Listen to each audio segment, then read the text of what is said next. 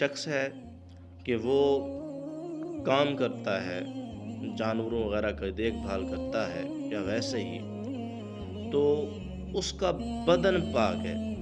اب اس نے جو کپڑے پہنے ہوئے ہیں وہ بھی پاک ہیں، لیکن ان کے اوپر پیشاب وغیرہ لگ جاتا ہے یا کوئی ایسی چیز نجاست لگ جاتی ہے، تو کیا کپڑوں کے ناپاک ہونے کی وجہ سے بندہ بھی ناپاک ہو جاتا ہے؟ تو بالکل ایسی بات نہیں ہے کہ اگر کسی کے کپڑے ناپاک ہو گئے اور اس کا بدن جو ہے وہ پاک ہے تو اس کا بدن پاک ہی رہے گا۔